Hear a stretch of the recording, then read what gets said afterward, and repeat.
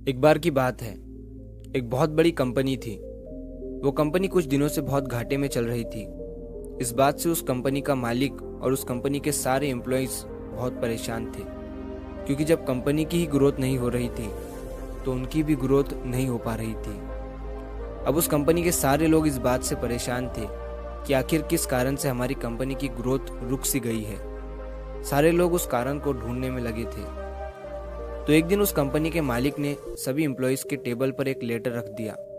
जब सारे एम्प्लॉयज ने उस लेटर को खोलकर देखा तो उस लेटर में लिखा हुआ था कि इतने दिनों से जो हमारे कंपनी की ग्रोथ नहीं हो पा रही थी, उसका कारण हमारी ही कंपनी का एक इंसान था जिसकी आज डेथ हो चुकी है, और हम सब लोग उस इंसान के फ्यूनरल पर अभी जा रहे हैं। सारे लोग रेडी हो जाओ। जब सारे एम्प्लॉयज ने वो लेटर पढ़ा तो उन एम्प्लॉयज को खुशी तो बहुत हुई कि जिस इंसान की वजह से हमारी कंपनी की ग्रोथ नहीं हो पा रही थी, अब वो इंसान इस दुनिया में नहीं रहा और अब हमारी कंपनी फिर से ग्रो करने लगेगी। लेकिन वो सारे लोग थोड़ा दुखी भी हुए कि जो भी था तो हमारी ही कंपनी का इंसान, और आज उसकी डेथ हो चुकी है। तो उस कंपनी के मालिक ने सारे एम्प्लॉयज़ को एक जगह जमा किया और वो सब मिलकर उस इंसान के फ्यूनरल पर गए।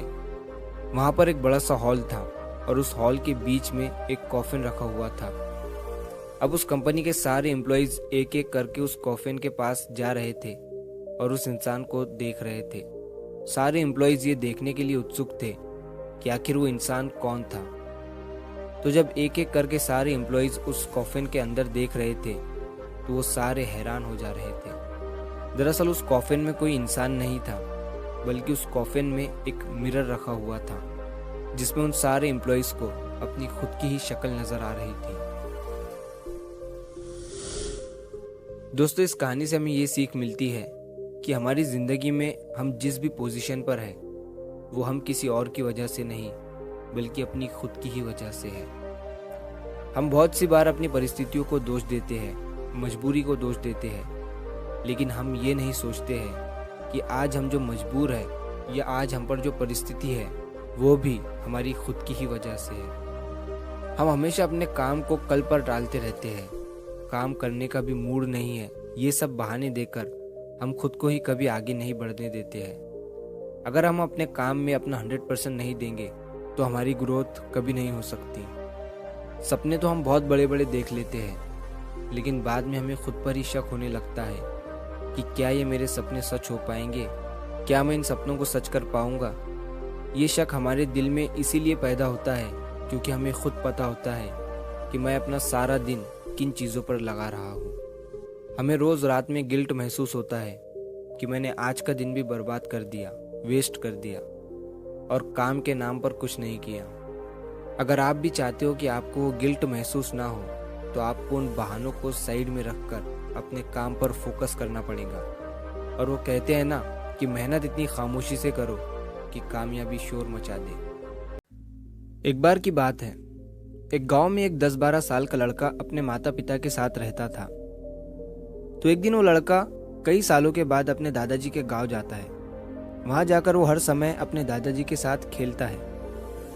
तो खेलते खेलते उसने एक दिन अपने दादाजी से कहा कि दादाजी, जब मैं बड़ा हो जाऊंगा तो मैं बहुत ज़्यादा सक्सेसफुल बनकर दिखाऊंगा।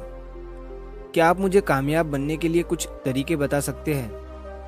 तो उसके दादाजी मुस्कुराते हुए उसकी तरफ देखते हैं और उसे हाँ कहते हैं। वो उसे एक पौधों की दुकान पर ले जाते हैं जहाँ पर छोटे छोटे पौधे मिलते थे। वहाँ से उसके दादाजी 2 छोटे पौधे खरीदते हैं और वापस घर आ जाते हैं। घर आने के बाद वो उनमें से एक पौधे को बड़े से गमले में लगा देते हैं और उस गमले को घर के अंदर रख देते हैं, और दूसरे पौधे को वो घर के बाहर लगा देते हैं। फिर वो अपने पोते से पूछते हैं कि तुम्हें क्या लगता है कौन सा पौधा फ्यूचर में अच्छे से बड़ा हो पाएगा? बच्चे ने थोड़ा सोचा और अपने दादाजी से कहा कि हमने घर के अंदर जो पौधा लगाया है वो अच्छे से बड़ा हो पाएगा, क्योंकि वो घर के अंदर हर प्रॉब्लम से सेफ रहेगा। और जो पौधा हमने बाहर लगाया है उसे बहुत सी चीज़ों का रिस्क है, जैसे कि सूरज की तेज़ किरणें, आंधी तूफान, तेज़ बारिश और जानवरों से भी उस पौधे को रिस्क है। उसके दादाजी ने मुस्कुराया और उससे कहा कि फ्यूचर में देखते हैं इन दोनों पौधों के साथ क्या होता है। फिर 4 साल बाद वो लड़का फिर से अपने दादाजी के घर जाता है। दादाजी को देखने के बाद वो फिर से उनसे पूछता है कि दादाजी, लास्ट टाइम मैंने आपसे पूछा था कि ज़िंदगी में सक्सेसफुल कैसे होते हैं, लेकिन आपने मुझे कुछ नहीं बताया था, लेकिन अब आपको मुझे बताना ही पड़ेगा। उसके दादाजी ने मुस्कुराते हुए उससे कहा, ज़रूर, लेकिन सबसे पहले हम उन 2 पौधों को देखते हैं जो हमने कुछ साल पहले लगाया था। ये कहकर उसके दादाजी उसे उसी जगह पर ले गए जहाँ उन्होंने घर के अंदर जो पौधा रखा था। उन्होंने देखा कि वो पौधा एक बड़ा पौधा बन चुका था। फिर वो उस जगह पर गए जहाँ उन्होंने दूसरे पौधे को बाहर लगाया था। उन्होंने देखा कि वो छोटा सा पौधा अब एक बहुत बड़ा और विशाल पेड़ बन चुका था। उसकी जो टहनियाँ थी वो बहुत ही मजबूत और लंबी थी और उसका साया पूरे ग्राउंड पर पड़ रहा था। अब उस लड़के के दादाजी ने उसकी तरफ देखा और उससे कहा कि बताओ, कौन सा पौधा ज़्यादा बड़ा और मजबूत हो चुका है, कौन सा पौधा ज़्यादा सक्सेसफुल हुआ है। लड़के ने कहा, वो पौधा जो हमने बाहर लगाया था। लेकिन दादाजी, ये कैसे संभव है? इस पौधे ने कई डेंजर सिचुएशन सही होंगी, इस पर कई प्रॉब्लम्स आई होंगी, लेकिन फिर भी ये पौधा इतना बड़ा पेड़ कैसे बन गया? उसके दादाजी ने उसकी तरफ देखा और कहा, तुमने ठीक कहा, जो पौधा हमने बाहर लगाया था उसने कई प्रॉब्लम सही होंगी और उन्हीं प्रॉब्लम से डील करते हुए वो इतना बड़ा और विशाल हो पाया है और अब वो जितना चाहे उतना अपनी टहनियों को बड़ा कर सकता है। और जो आंधी, तूफान और तेज बारिश जैसी प्रॉब्लम्स है वो उसकी टहनियों को और भी मजबूत बनाती है और इसी वजह से आज वो एक बहुत विशाल पेड़ बन चुका है और अब ये सारी प्रॉब्लम्स उसके सामने छोटी है। फिर उसके दादाजी ने उसकी तरफ देखा और उससे कहा कि बेटा, एक चीज़ हमेशा याद रखना, जब तक तुम अपनी लाइफ में स्ट्रगल नहीं करोगे, जब तक तुम डिफ़िकल्टीज से नहीं गुजरोगे, तब तक तुम अपनी लाइफ में सक्सेस को अचीव नहीं कर सकते हो। अगर तुम अपनी लाइफ में हमेशा कंफर्टेबल चॉइसेस ही रखोगे तो तुम अपनी लाइफ में उतना ग्रो नहीं कर पाओगे जितना तुम कर सकते हो। और अगर तुम हर प्रॉब्लम के लिए तैयार रहोगे, हमेशा स्ट्रगल के लिए रेडी रहोगे, तो फिर किसी भी मंजिल को पाना तुम्हारे लिए असंभव नहीं होगा और फिर बड़ी बड़ी प्रॉब्लम्स तुम्हें छोटी लगने लगेंगी। ये सुनने के बाद उस लड़के ने एक गहरी सांस ली और फिर उस विशाल और बड़े पेड़ की तरफ वो देखने लगा। उसके दादाजी के शब्द उसके दिमाग में घूम रहे थे।